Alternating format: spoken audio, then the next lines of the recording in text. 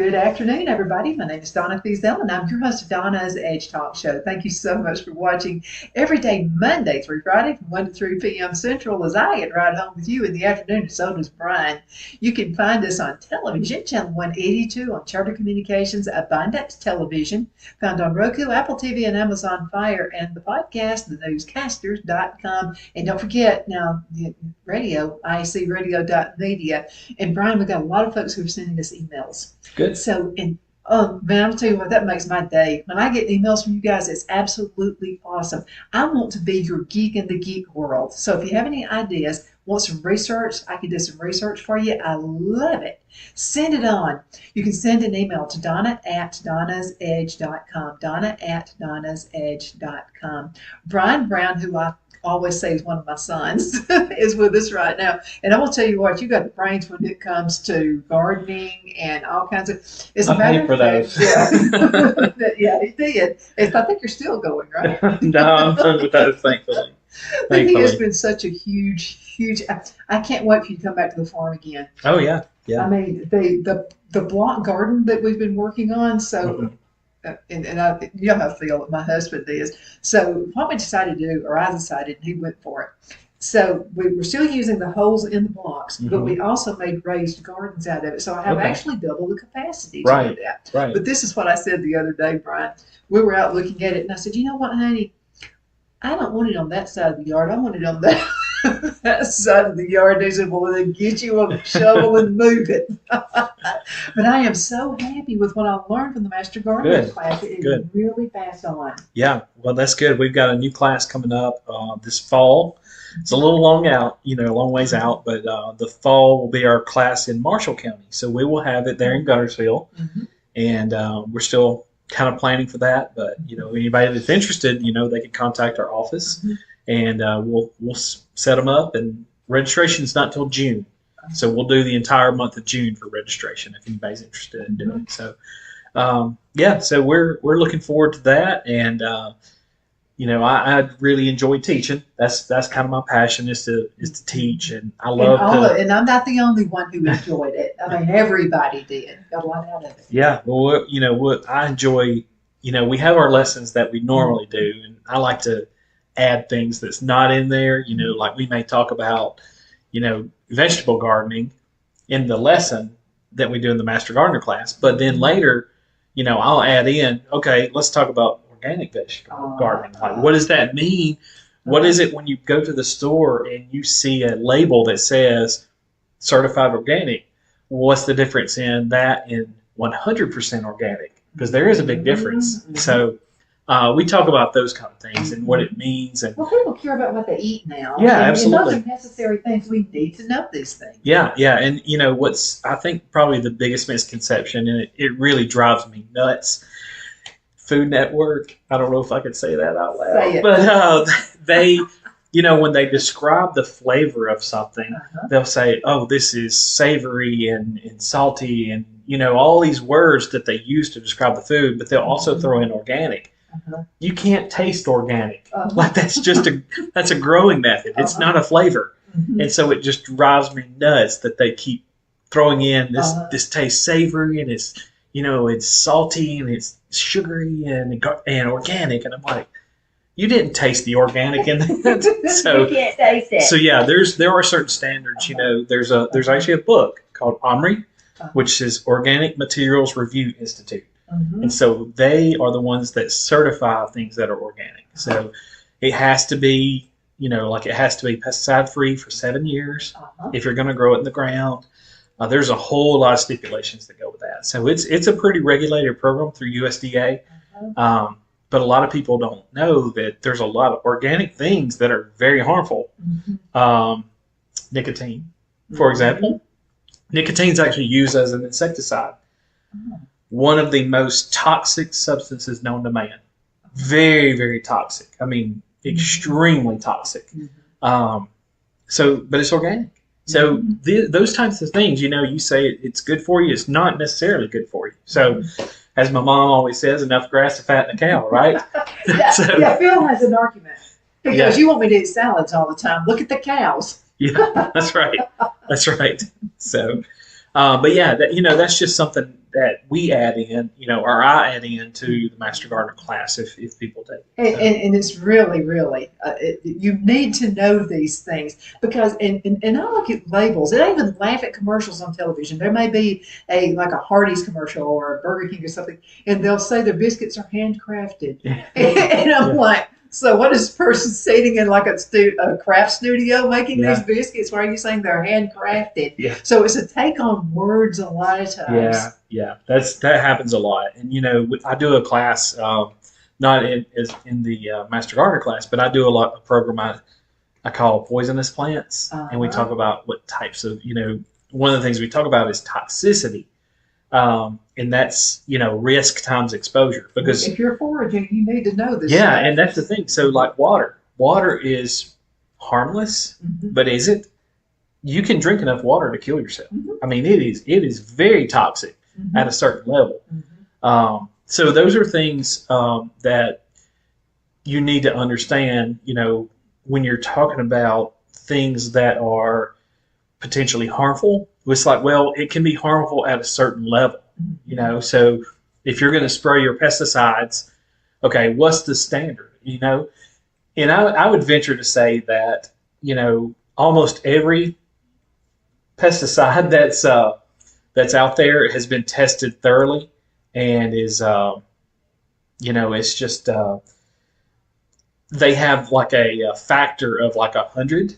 So whatever's like not safe, it's a factor of 100 that they have to make it at. So it's like, well, yeah, there's some things you really need to think about when you think about pesticides. So I wanted to ask you a question because now I love nutrition and I love raising herbs and gardening. I want to tell you I thought I loved it before. When I took this class, I really went nuts. By the way, how's the lavender doing?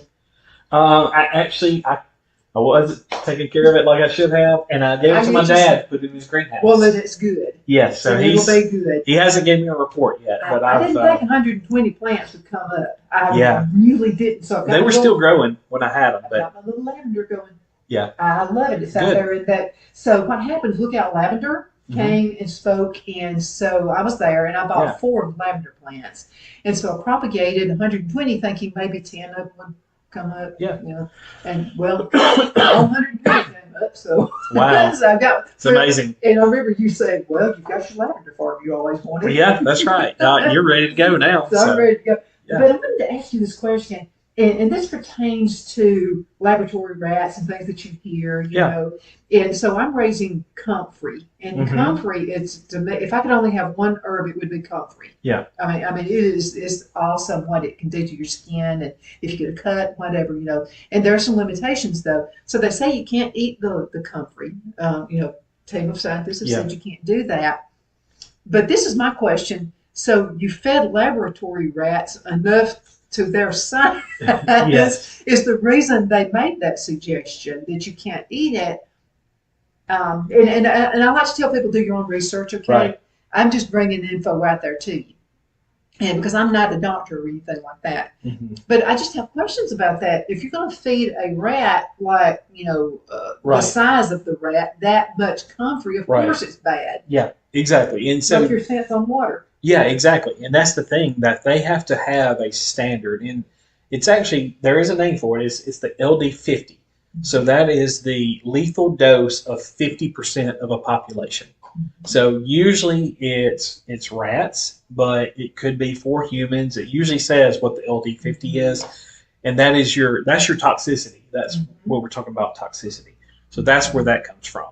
But yeah, that's, it's very important to know how much is toxic. So, we hear about Roundup all the time because there's lawsuits and all kinds of things against Roundup. I got a theory on that. So a lawyer would love to hear that that's the worst thing in the world because they're making boatloads of money. That's exactly right.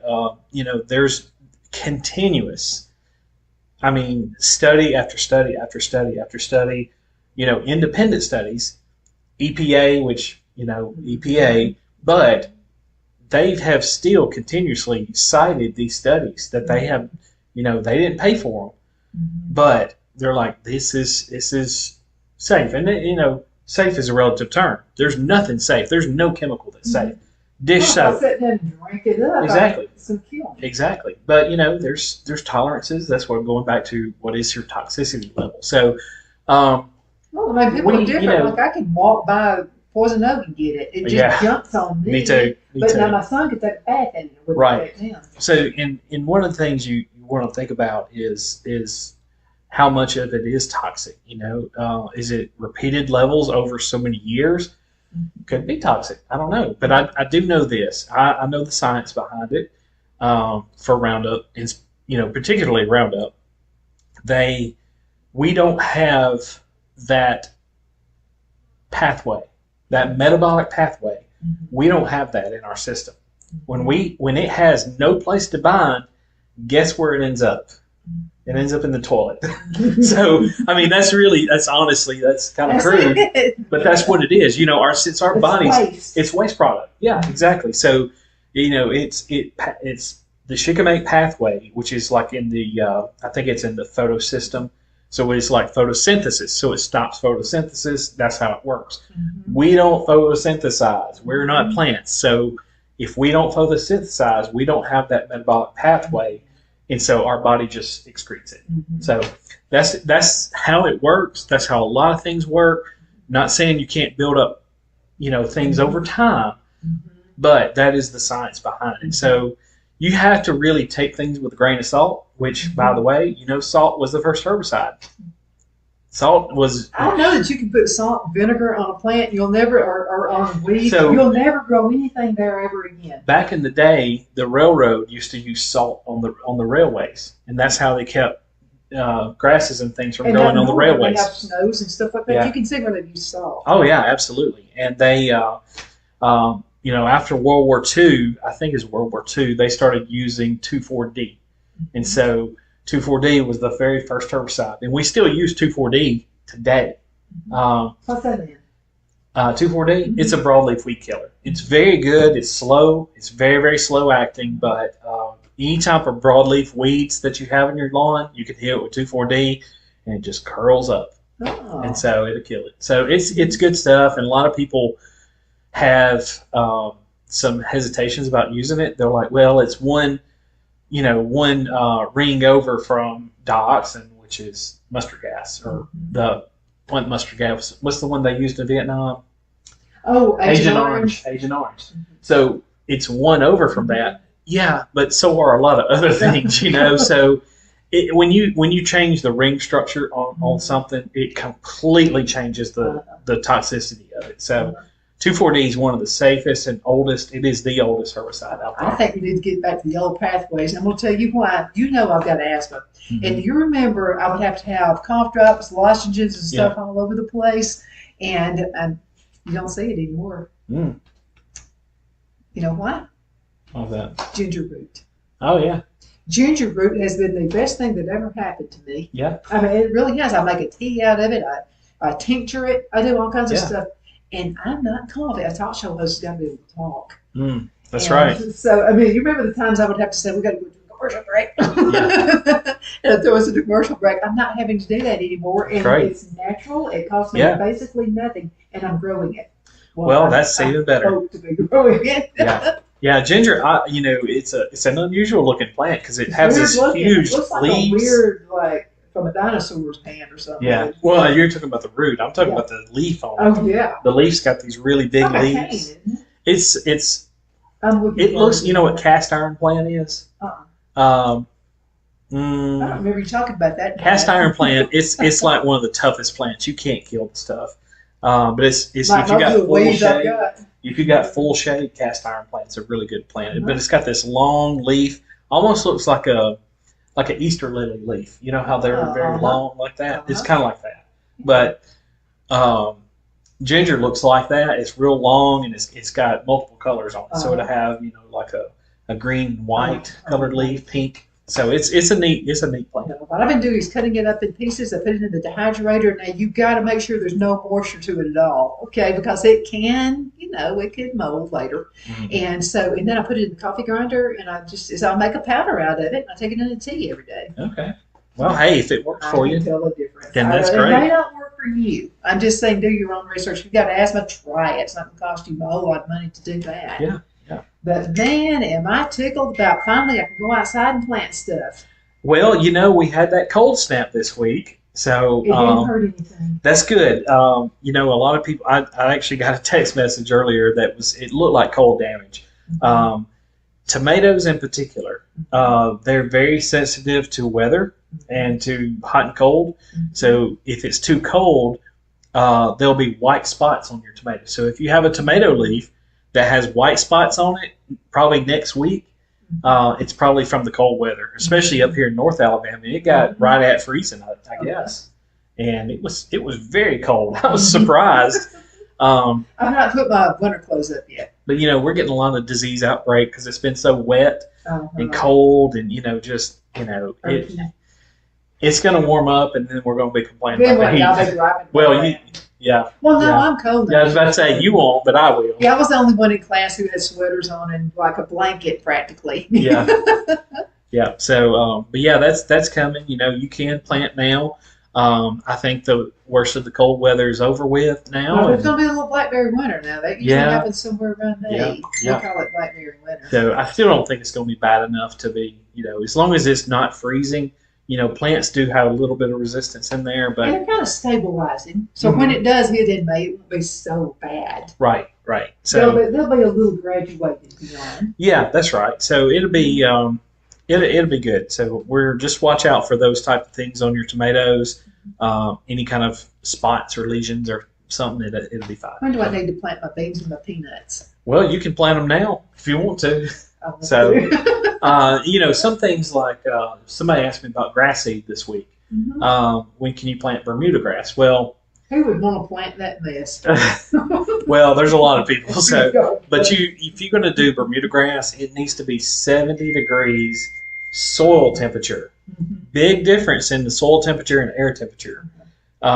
Once the soil is 70 degrees, then it will germinate. Otherwise, it will not germinate. So hold off on planting Bermuda. I would actually wait until probably June to plant Bermuda grass. If you got a lawn, go ahead and wait till about end of May, 1st of June. That'd be a good time to plant your Bermuda. That way it's going to come up. So I wanted to mention this too, and you taught us a real good lesson on fruit trees, and I mean several good lessons on fruit trees. So we had the frost, and so the peach tree. I thought, well, we lost all the peaches again, just like we did last year. right, We didn't. yeah, and so There's a bunch of peaches on the peach tree. yeah, it's so now you got to remember you got to thin them. Remember? I know, because they're beautiful. They look like little grapes just all over the place. But when do I need to thin them? You want to thin them when they get about the size of a $50. They're about to be there. So yeah, I was about to say they're probably close to that now, and about this far.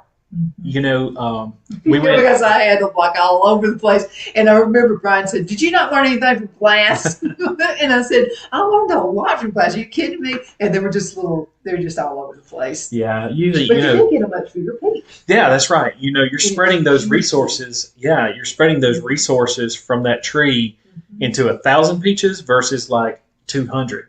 And that's about what you want on a decent sized peach tree.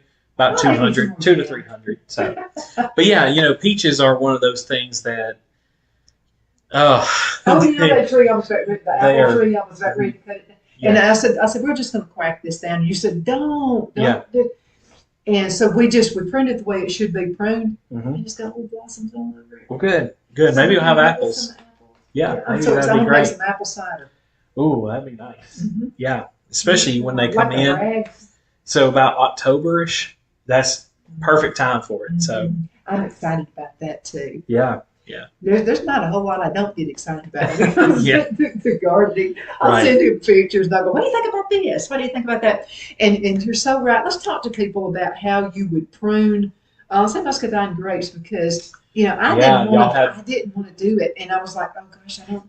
But we listened to him and I'm so glad we did. It looks beautiful now. Yeah, the muscadines are, and I think I told y'all that, they're the kudzu of grapes.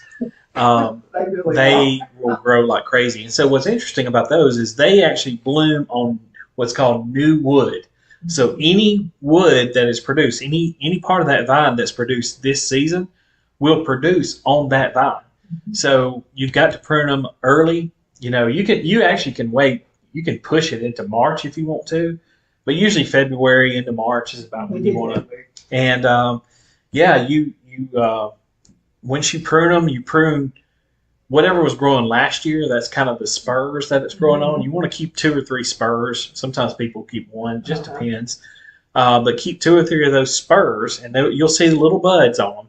And that's where the new stuff's going to come out of. So once that comes out, that's where it's going to produce the fruit at. So again, this is always your measuring stick for thinning peaches or apples or whatever. That's about how far you want your spurs apart. Yeah, so about 6 or 8 inches.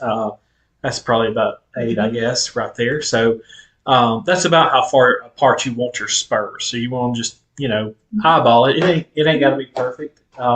Just as long as you have to prune it. Phil's a perfectionist. He's gonna get out there with a tape measure and it's plants are forgiving, especially those types. They are. They're very forgiving. Yeah, and people are afraid to cut them. Don't be afraid to prune. And you can still prune some things. It's fine. You may not get as much growth out of them, but you'll get some growth. What about the figs? That's what I always have a problem with. Yeah, figs are usually, you prune those early. And, they're the problem child. Yeah, figs are, and we've had a lot of problems with figs lately with the ambrosia beetle. I think I've mentioned that before. That and crepe myrtle, but the ambrosia beetle. I see the crepe myrtle, I think of crepe murder. Yeah. So yeah, there's a little tiny bug. It's about the size of a head of a pin. It's a tiny little beetle. And it's called the ambrosia beetle. And if you ever see the symptoms of it, you'll know exactly what it is. It looks like little toothpicks sticking out of the trunk of the tree, whether it be a fig. It can attack maple trees even. But what they do is they drill into the tree. And it's not the drilling into the tree that kills the tree. They actually carry a fungus on their body. And when they get into the tree, it fills up the vascular system, and then the tree dies of technically drought because it can't transport water and nutrients up to the leaves. Yeah. So if you have a tree that's already got ambrosia beetle, it's may not going to make it. I mean, unfortunately, that's just the way it goes. Is sometimes that sometimes you just got to let it go. You've got to let it go and just start all over. So that's unfortunate, but that's life, So absolutely, I have to do that all the time. So. Let's go and cut into a commercial break, and we're going to be right back in just a few minutes. So I'm going to talk about landscaping when we come back. Okay, we'll be right back. Y'all hang in there.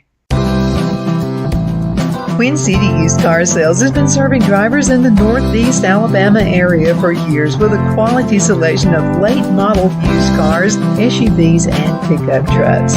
On top of our extensive selection and competitive prices, we offer professional auto financing services for used car buyers of all credit levels.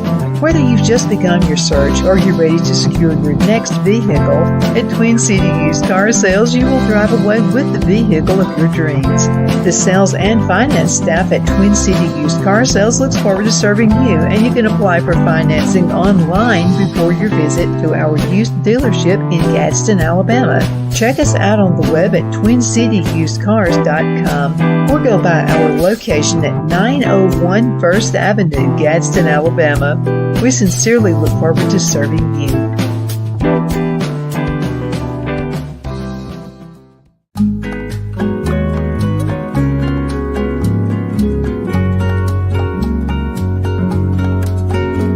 At Lamone's Mexican Restaurant, located in Henniger, Alabama, and voted Best Mexican Restaurant of DeKalb County, Alabama 2020, we're here to serve you with authentic Mexican cuisine. Order easily online by going to lamonsmex.com or call 256-657-3999 to place your order. We're open Sunday through Thursday 11 a.m. to 9 p.m. and Friday and Saturday 11 a.m. to 10 p.m. Whether you're celebrating a cozy date night for two or a celebration for a crowd, at Lamone's you'll love our atmosphere and friendly servers. Thank you for dining with Lamone's Mexican Restaurant.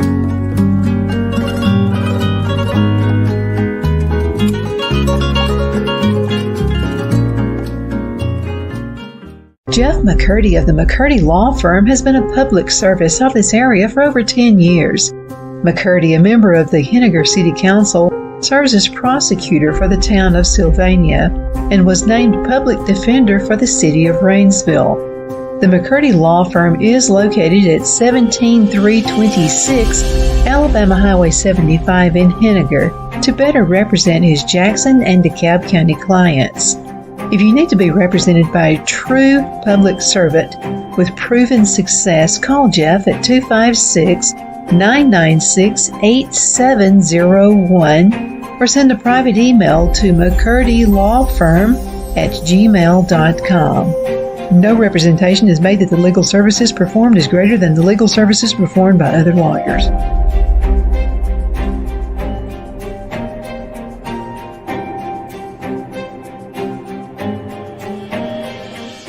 At Liberty Bank, we're all about community. Whether it's to help with a charity fundraiser or help families in need, toys at Christmas, or a local football team, we're here for you. You see, we realize the importance of family. Sometimes it's to build a new home or necessary home repairs. We're here for you. If you like the feel of a small town bank with all the conveniences of a big city bank, we're here to serve you. You will find us at any of our convenient locations in DeKalb, Marshall, Etowah, and Blount counties in North Alabama.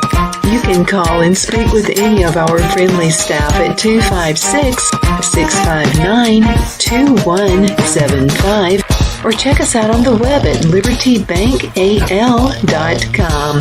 And thank you for your support of our community. Member FDIC Equal Housing Lender.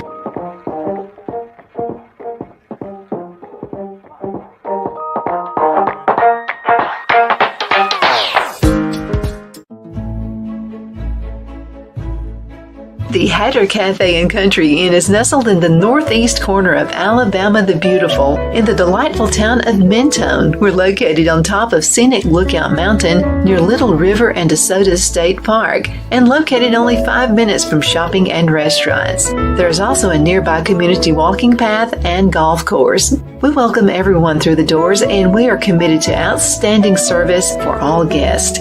At the Hatter Cafe and Country Inn, we invite people from all walks of life to come and get away from it all, enjoy the open spaces, treetop views, fresh, clean air, and experience Southern hospitality at its finest.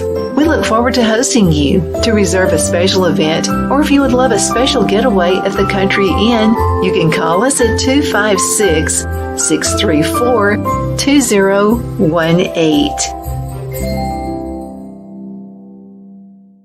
We're back. My name is Donna, and I'm your host of Donna's Edge Talk Show. Thank you so much for watching us every day, Monday through Friday. I am so glad to have Brian Brown with me right now. He's with the Extension Office through Auburn University. Yeah, I always get that. I butcher that up every single. We've done it for how many years? Probably at least 3. So, but it's Alabama Cooperative Extension System. System. Yes. You must hold a big business card. Yeah, but I don't think my shirt has it on there. But we're actually Auburn. Look at the shirt. Yeah, so we're actually Auburn University and Alabama A&M. So that's our land grant universities here in Alabama, and I'm on the Auburn side, so I do more traditional agriculture.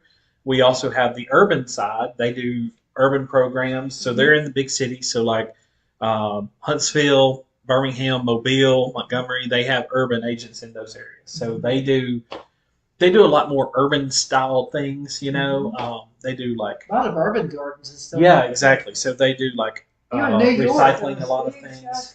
Yeah. In New York, people have garden stuff on the top of the roof. Yeah, absolutely. And that's really interesting. If you ever want to take a field trip, Auburn has a rooftop garden, and they're growing vegetables on top of the roof for the. Does it get too hot with the sun glaring? It does get hot up there, but as long as you keep the root system cool, it's okay. Oh. As I learned this.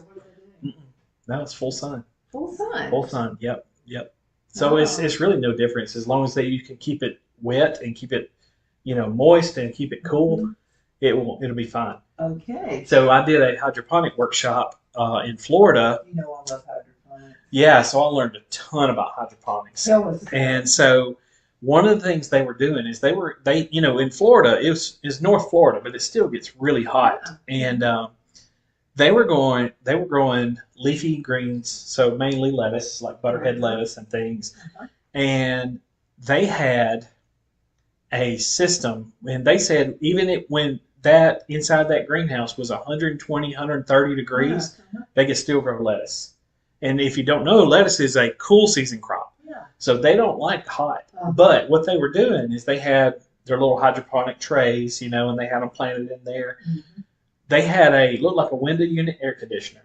And it's not, but it does cool like a window unit air conditioner, and they had a pipe going into it, and it would cool that water to 60 degrees, and they would run that cool water over the roots. Are feeling, yeah. Right, as long as those roots stayed cool, he said it didn't matter the temperature.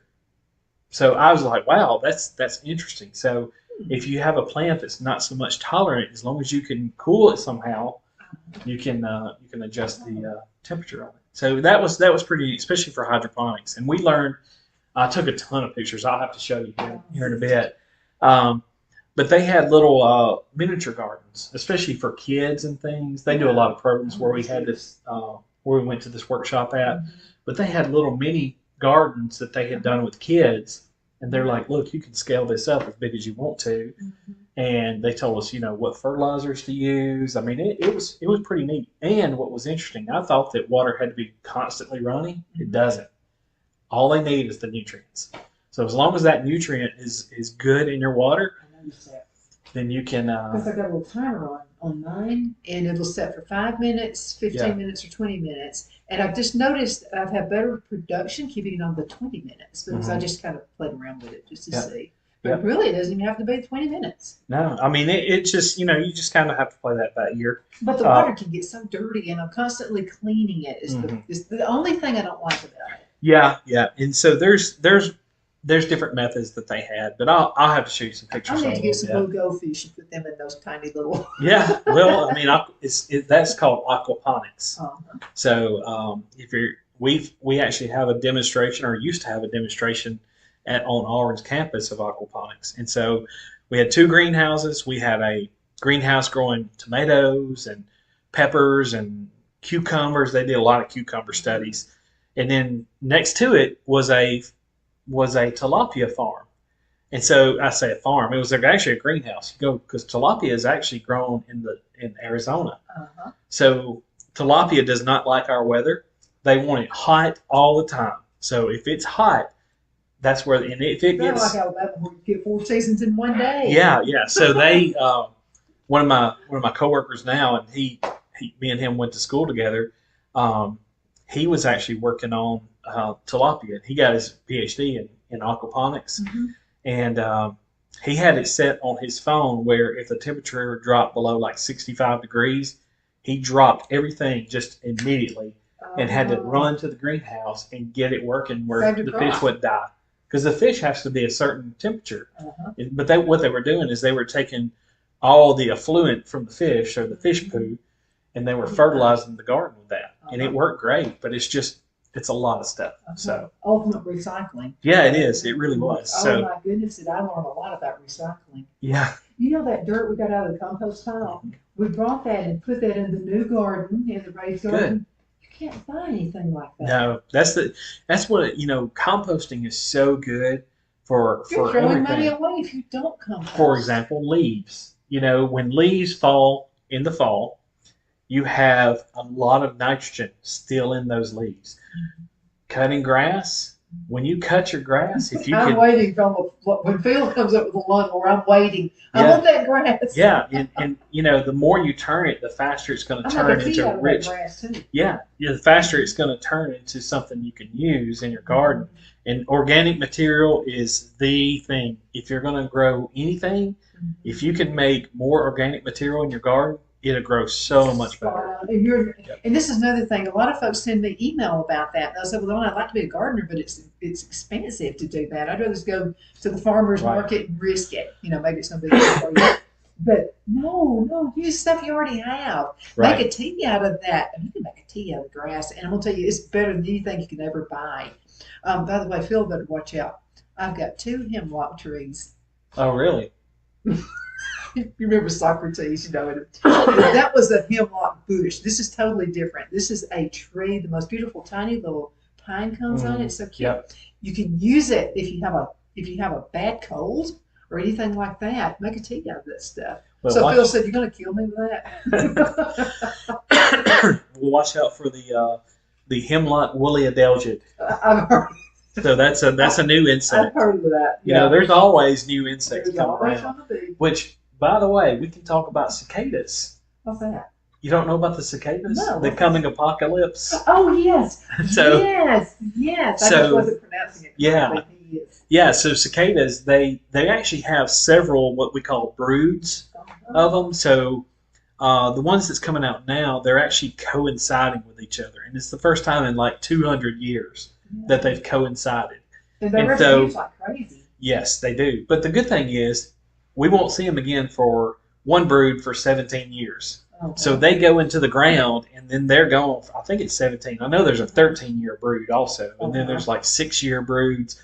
So, you know, when I was little, you'd see their little shell hanging on a tree or something, you know? That's what that was. Yeah, and so what they do is they molt. So as they outgrow their skin, they don't have bones and stuff. So they have an exoskeleton.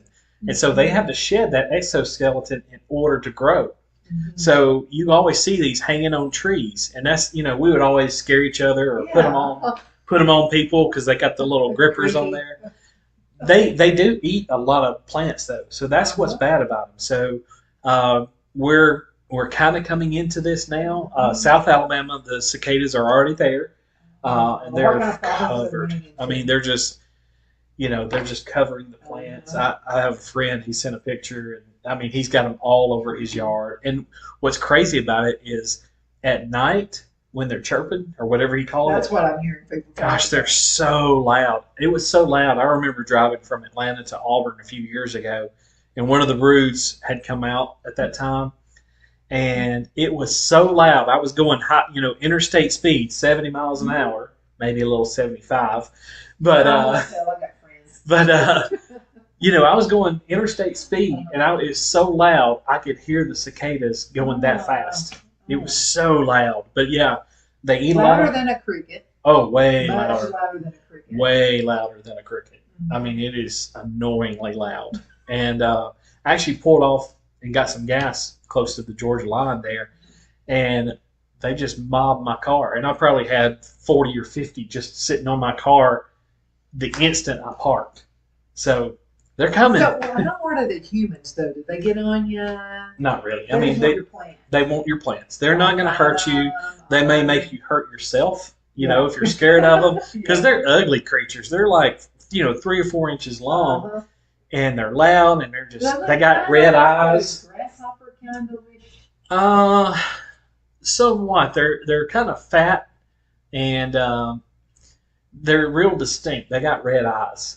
Like as red as that. I mean, they are evil looking. They are creepy looking creatures. They got huge wings on there, and you can hear them flying. They're so loud. I hope that's not what I saw last night. It could be, but they're coming out right now. So these are the, you know, I think the media overplayed it a lot, but I mean, they are annoying. They're very, very loud. Do you listen to the media?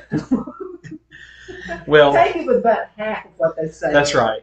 So that's one of the things you do have to watch for, but they are out there and they are coming. So well, how do you get rid of them? How do you keep them from? There's nothing. Nothing. And there's so many. I mean, there's trillions. Because they come in from the bottom part, right?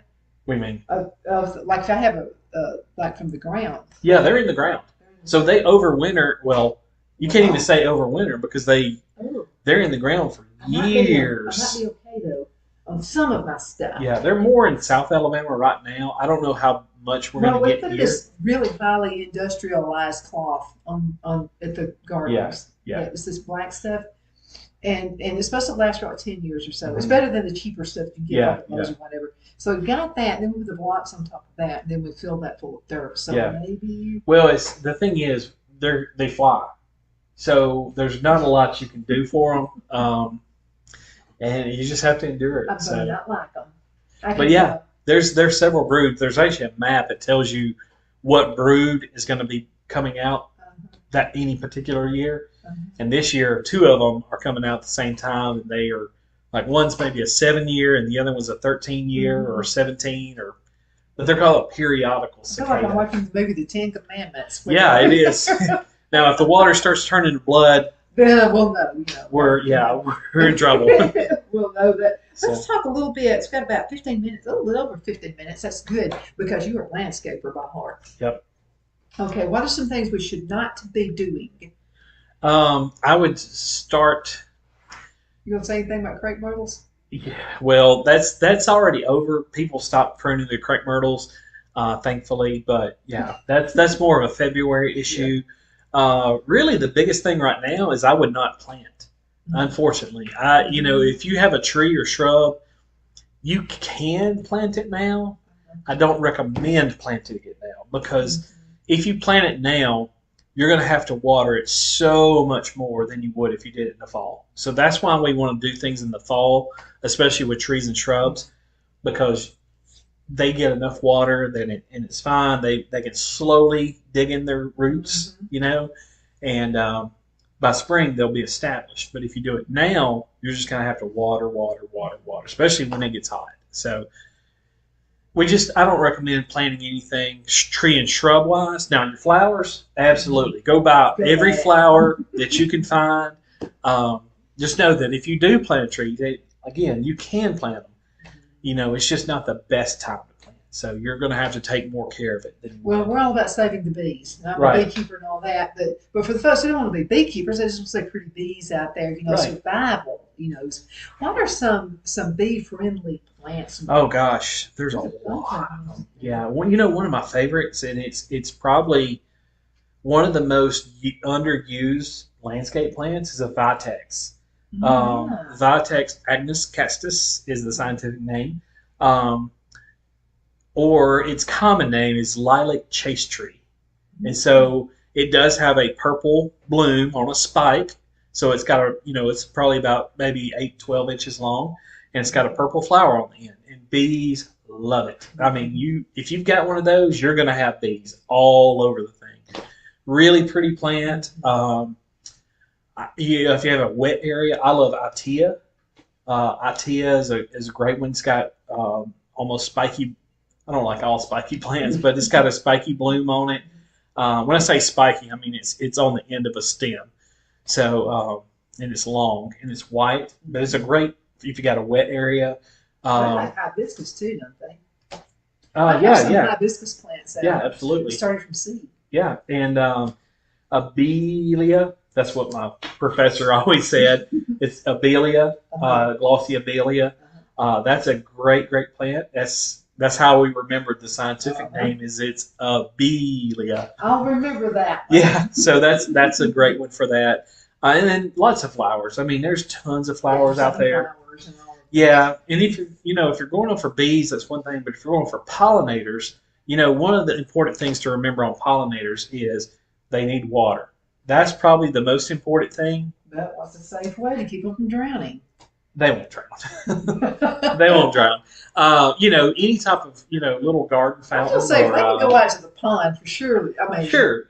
But if you have flowers, like let's say coneflower, that's one of my favorite ones. If you have coneflower there, the pollinators will come to those. But put your little dish. It doesn't have to be big. I mean, a butterfly is not going to drink a lot, so you can put your little shallow dish in there. Now, one thing you want to remember, if you have standing water, you're probably going to get mosquitoes. So that's something. But one of the good things is if you do have a standing water, they make these little things called dunks, like D-U-N-K, and it looks like a little donut. I guess that's why they call them dunks, like Dunkins. But it's BT, and BT is actually an insecticide, but it's an organic, and it doesn't harm pollinators. So you can put that in there and it'll kill all the mosquitoes, but it won't harm the pollinators. Wow. So water is important. Also shelter. You need to find some shelter for them. And you can do it in a lot of different ways. You can take bamboo and cut the nodes off of it and where you can see through it. And what they do, especially in bees will, like not carpenter bees, but there's some kind of bee that will lay eggs in those. The queen bee? I don't know what all kind of bees, but you do have to provide shelter, and that could be from a number of different ways. But shelter and water is the other important factor. We like to see the flowers. We like to see them on the flowers, but you also need water and shelter, and that's really key for your pollinators. Mhm. So Yeah, and I'll have to tell you this: the backyard, Phil cut the grass, and I was okay with cutting the grass in the front yard, but I wanted the wide openness hmm with all those wonderful little weed flowers and yeah, dandelions out there. yeah, And Phil finally said, "Look, my knee's the gauge because I can feel the grass is about to get to my knee. right. We got to cut it down." Well, pollinators, we need to provide habitat for them, but they're going to find somewhere to go, and that's my own philosophy. People may disagree And I've with got that, enough flowers. but they're going to find somewhere to go. But why not make it in your house and make it where they attracted to And your I don't yard? mind to swarm. Yeah, and so not only you're attracting pollinators, but there's other pollinators out there like bats. A lot of people don't realize bats are pollinators. You can keep the bats. Yeah, there's lots of hummingbirds, and I mean there's Oh, I all love kind of hummingbirds. birds. There's nothing more beautiful than sitting out on the patio and see a beautiful little hummingbird. Yeah, yeah, they're neat little creatures, but yeah, you're providing the birds food because they're gonna find those crickets, and there's some of those Mhm. pollinators that you may want to keep. So, but yeah, there's lots of flowers out there, and lots of shrubs that will be pollinators. But those are two right off the top of my head that are great for pollinators. We're talking landscaping too. And so what I'm thinking, okay, so I'm going to go on a vacation, which I never do. Phil and I take Yeah. one day and that's about it. We'll take a 3-day weekend and go somewhere. But let's say for those folks who are going to take a cruise somewhere, Mhm. what can you do about possible drought, possible too Yeah. much water, Yeah. possible, So how one do of you deal with it? So one of the things I like to tell people to do, like let's say you have a vegetable garden, especially in a raised bed vegetable garden, you can buy one of those little drip irrigation kits with a timer on it, and they're not very expensive. I mean, you can get the whole kit for less than $50, and it has a little timer that you can put on your hose bed and just leave it on, and it every day at a certain time it will water. So I do recommend watering in the morning. But drip irrigation is so much better than overhead. You don't get as much disease pressure. You still get rain, but if it's dry, drip irrigation is the way to go. Well, then what if we have this monsoon? So we can have that. And then I've got the drip irrigation. I'm on vacation somewhere. Is that too much water? It could be. Too much for It could be. tomatoes, right? Yes, absolutely. They definitely could be. When you get too much water on tomatoes, they'll crack, and so that's very detrimental I to can't wait them. to somebody just come in. So yeah, I want a big old tomato sandwich. I want the mayonnaise slapped on it with lots of pepper. Yeah, so there's lots of the biggest thing with that is drainage. You got to make sure that your soil is well drained. If you have standing water in your garden, that's a problem. You need to add more organic material. So if you have a heavy clay soil, which a lot of people here in Alabama do, don't add sand.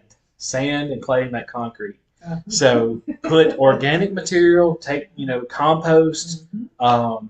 Any type of organic compost, and when I say organic, I don't mean like organic vegetables. I mean just plant material that has been decomposed. That's what I mean by organic material. So anything that's been decomposed is organic material, and so without animal products in it.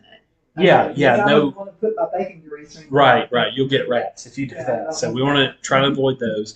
But anything that you can compost, like vegetable and fruit peelings and leaves and things, all that goes in there. Yeah, so there's a lot of things you can do. We have a lot of information on our website about composting. So if you ever have any questions about that, you can go to aces.edu. That's ACES. That stands for Alabama Cooperative Extension System.edu. And you can search for compost, and it'll give you all the things we have about compost. So any questions like that, we'd be glad to help you. You can call me. You can call your local extension office. You may get me. You may get somebody else, but we'll try to answer your question. So. Well, I think it's amazing all the things that, first of all, you learn in class. I mean, it's so amazing.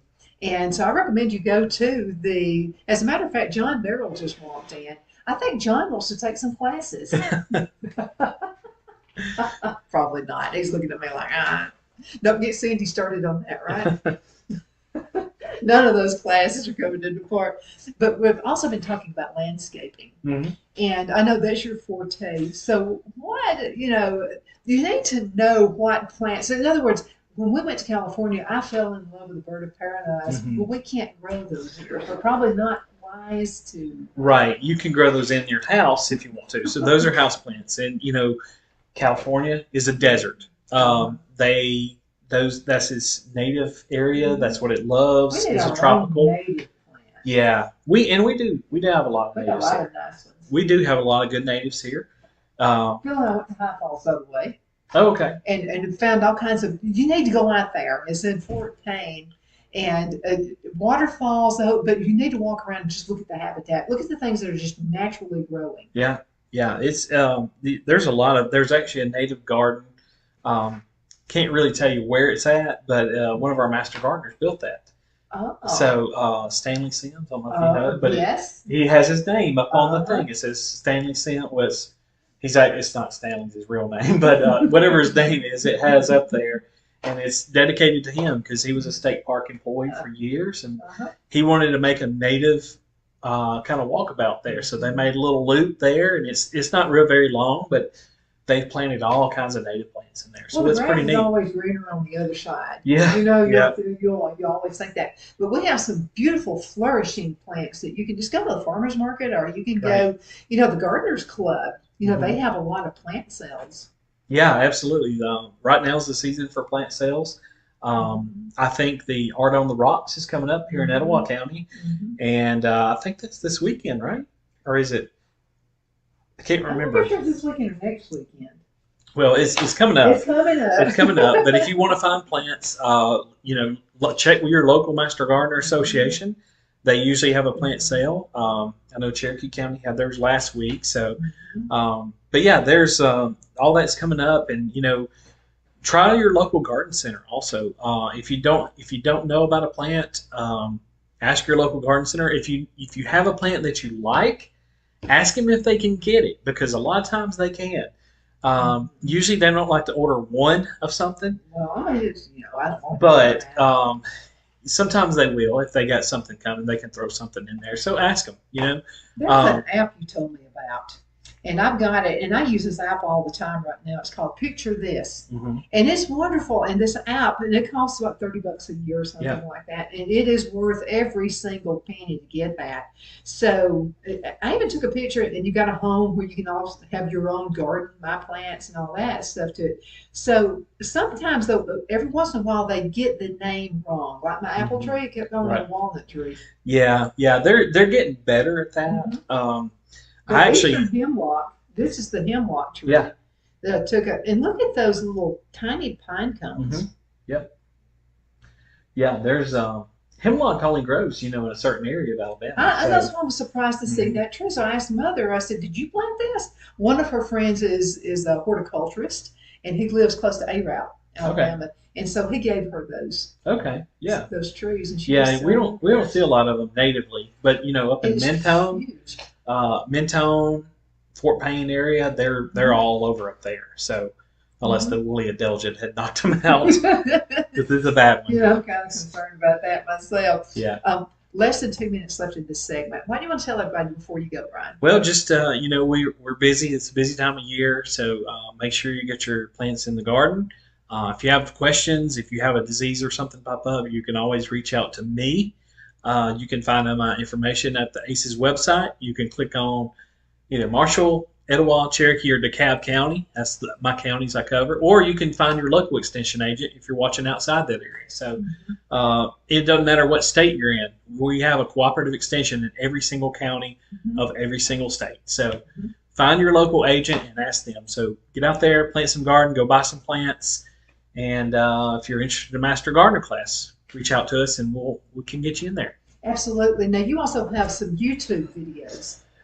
Extension does. I don't personally, but Extension does have some very helpful videos. And, and another thing I forgot, it's too late for it now, but fire ants, it's time to treat for fire ants. Oh, my goodness, I hate those things. Don't spray them, use a bait. You have to use a bait. We've got a minute left. Let's Okay. explain that, because this is really important. Yeah, so if you're going to treat fire ants, you have to use a bait. What you do is put a potato chip out in the middle of your yard, and you have to look for foraging ants. So the foraging ants, they will come to that potato chip. If they do, it's time to treat. Then you take a ant bait. There's several different brands out there. I won't endorse any particular one, but I do have one I use a lot. But yeah, use a bait, and what they'll do is those forager ants will take it back to the queen, and she'll feed it to the young, and then they all die. They're gone. Yep. So absolutely. And by the way, I can't wait for you to come to the house and see the raspberries. good. They're looking super Good, awesome. good. Absolutely. I'll send you some. Good. Brian, thank you so much for being on the show Sure. with me. And thank you so much for watching Donna's Edge. I'm Donna. I'm yours. So if you have any suggestions for shows, anything you would like me to be a nerd about and going ahead and do some research for you, I'll be honored to do that. Send in emails, donna@donnasedge.com, and I'll take good care of it for you. Thank you and have a wonderful rest of the day. Queen City Used Car Sales has been serving drivers in the Northeast Alabama area for years with a quality selection of late model used cars, SUVs, and pickup trucks. On top of our extensive selection and competitive prices, we offer professional auto financing services for used car buyers of all credit levels. Whether you've just begun your search or you're ready to secure your next vehicle, at Twin City Used Car Sales, you will drive away with the vehicle of your dreams. The sales and finance staff at Twin City Used Car Sales looks forward to serving you, and you can apply for financing online before your visit to our used dealership in Gadsden, Alabama. Check us out on the web at twincityusedcars.com or go by our location at 901 First Avenue, Gadsden, Alabama. We sincerely look forward to serving you. At Liberty Bank, we're all about community. Whether it's to help with a charity fundraiser or help families in need, toys at Christmas, or a local football team, we're here for you. You see, we realize the importance of family. Sometimes it's to build a new home or necessary home repairs. We're here for you. If you like the feel of a small town bank with all the conveniences of a big city bank, we're here to serve you. You will find us at any of our convenient locations in DeKalb, Marshall, Etowah, and Blount counties in North Alabama. You can call and speak with any of our friendly staff at 256-659-2175 or check us out on the web at libertybankal.com. And thank you for your support of our community. Member FDIC, Equal Housing Lender.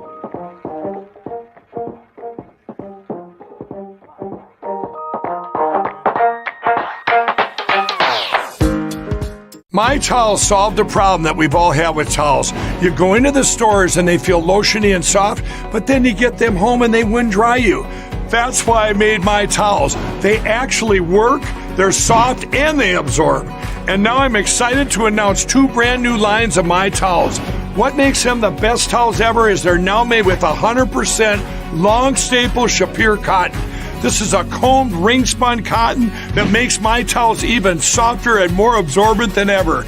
And now you get a 6-piece set for an amazing introductory sale price as low as $29.98. So go to MyPillow.com or call the number on your screen. Use your promo code to get My Towels for only $29.98. Or you can get my designer premium line for just $20 more. Either way, you save 50% now on all My Towels. They actually work. What a concept. This offer won't last long, so please order now. MyPillow.com